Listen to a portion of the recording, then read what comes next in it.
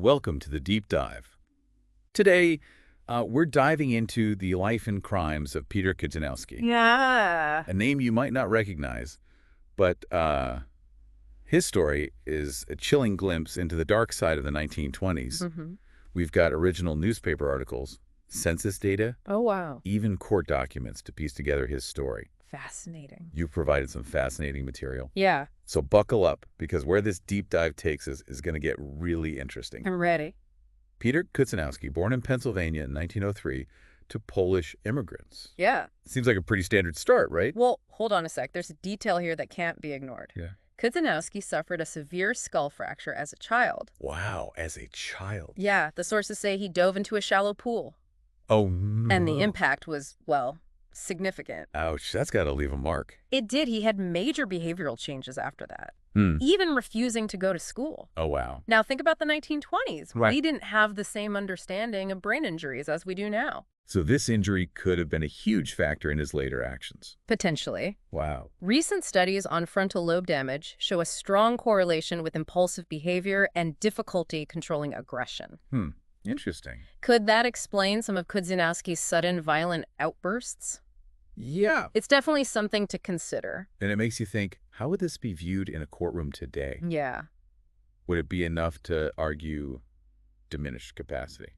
it's a good question. Yeah. With modern neuroimaging, we might even have physical evidence of brain damage. Right. This wasn't available back then. Okay, so we've got this potentially volatile young man coming of age in the roaring 20s. Right. Prohibition is in full swing. There's a clash of old world values and modern temptations. What happens next in Kudzinowski's story? Fast forward to 1924, and things take a very dark turn. Okay. Kudzinowski commits his first murder. Oh, wow. The victim is 20-year-old Harry Quinn, Okay. a friend of his. We're at. They were in Scranton, Pennsylvania, Okay. and it seems they had a disagreement, probably fueled by alcohol, Oh, of course. which was readily available through bootlegging despite prohibition. Right, right. Yeah. Let me guess, this wasn't a peaceful disagreement? No, not at all. Okay. The sources depict a brutal scene. Oh, no. Kudzinowski used a rock to crush Quinn's skull. Oh, my gosh. It wasn't just a fight that went too far. This was rage. And maybe that rage was, at least in part, a result of the damage to his frontal lobe. It's possible. Yeah. The area of the brain that controls impulses and considers consequences could have been impaired. So he kills his friend, and what does he do next? He goes on the run.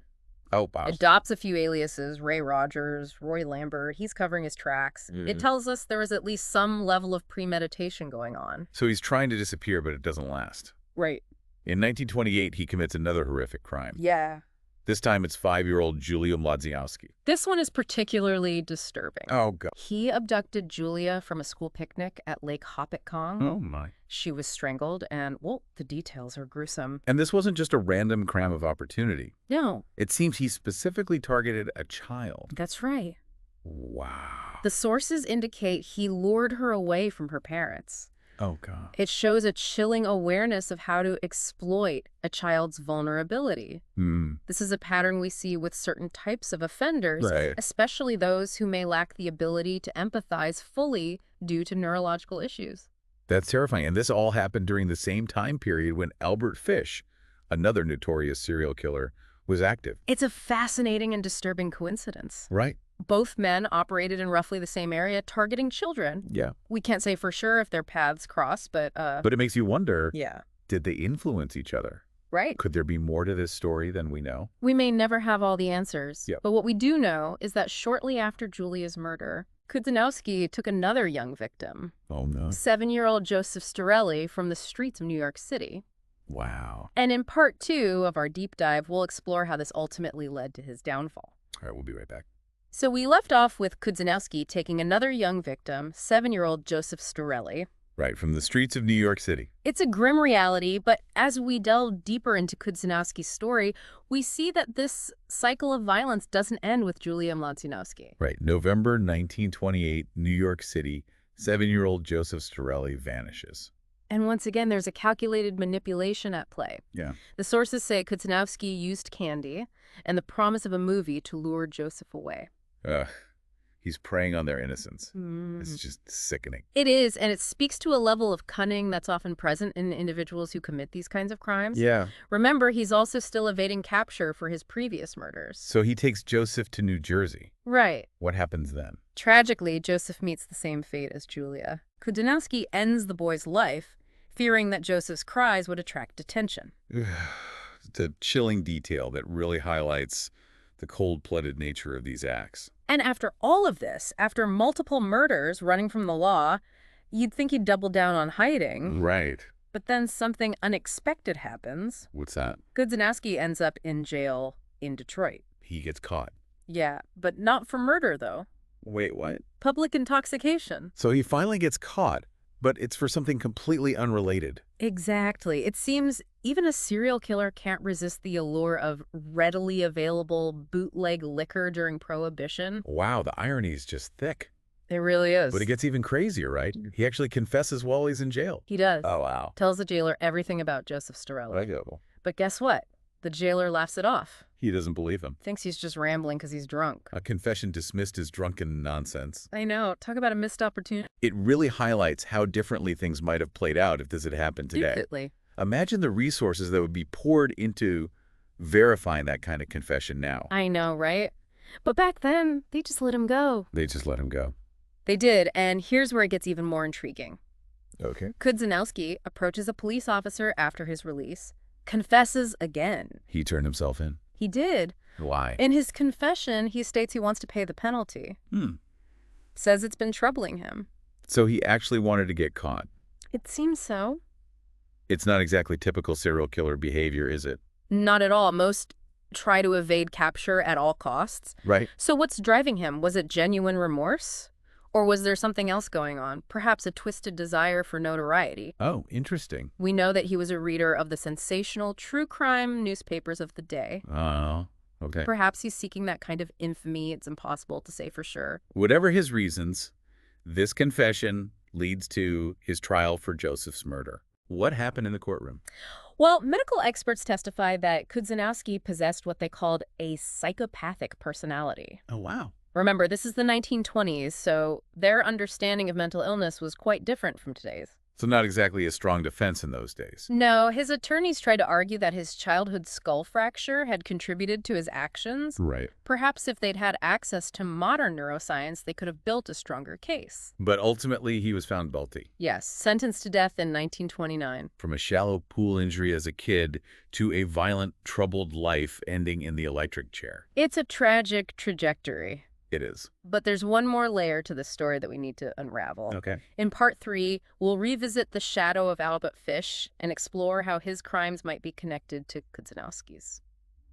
So we're back, and this deep dive into the life of Peter Kudzinowski has been one of the most unsettling yet. We've covered his crimes, his potential brain injury, the wild backdrop of Prohibition-era America. But there's one more thread we need to pull on before we wrap up. You're talking about Albert Fish. Right. His shadow hangs over this entire case. Yeah. 2 serial killers, both active in the same area during the same time period, both preying on children. It's not just a coincidence, is it? It's definitely more than coincidence. Yeah. There's a specific case that links them, even if indirectly. Okay. Remember Billy Gaffney, the young boy who disappeared in 1927? Yeah, Fish confessed to that one, Mm-hmm. along with several others, but... But before Fish confessed, Peter Kudzinowski was actually considered a suspect in Billy's disappearance. Really? He was even brought in for questioning. So there was enough suspicion to put him in the same room as the investigators working the Gaffney case. Right. That's pretty significant. It is, and while no direct evidence ever connected Kudzinowski to the Gaffney disappearance, the fact that he was on their radar speaks volumes. Yeah. It shows just how prolific both of these men were during that time. It's almost like they were operating in parallel, feeding off the same societal anxieties, the same lack of understanding about what motivates these kinds of predators. And think about the media landscape back then. Right. Newspapers were filled with sensationalized accounts of these crimes, Yeah. often focusing on the most gruesome details. Oh, for sure. Could that have played a role in inspiring copycat behavior? It's a question that criminologists still debate today. It's chilling to think that these horrific acts might have influenced each other in some way, even indirectly. Looking back on everything we've learned about Kudzinowski, It's hard not to feel a sense of dread, I guess, knowing that someone like him could exist, could operate with such calculated cruelty. It's a natural reaction. Yeah. These cases force us to confront the darkest aspects of human nature, Hmm. but they also remind us of how far we've come in understanding criminal psychology and forensic science. Right. Imagine if Kudzinowski were active today. Yeah. With DNA evidence, advanced profiling techniques. The odds of him getting away with even one murder, let alone several, are slim to none. And the media landscape is completely different now. Oh, absolutely. While there's still sensationalism, Yeah. there's also a much greater emphasis on responsible reporting, Right. on protecting the identities of victims, and on understanding the complexities of these cases. We've come a long way, but the story of Peter Kudzinowski serves as a stark reminder that the darkness is always there, lurking beneath the surface. Absolutely. It's a reminder to be vigilant, to protect the vulnerable, and to never stop seeking answers. And to never forget the victims. Right. Harry Quinn, Julie Matsinovsky, Joseph Storelli. Their lives were tragically cut short, and their stories deserve to be remembered not just as statistics, but as human beings who were loved and lost. That's the most important takeaway from this deep dive, the human cost of these crimes. The ripple effect of pain that extends outward from the perpetrator to the families, the communities, and to all of us who grapple with the question of why such evil exists. Thank you for joining us on this journey. It's been a heavy one, but I hope it's also been illuminating. Until next time, keep exploring, keep questioning, and keep the curiosity alive.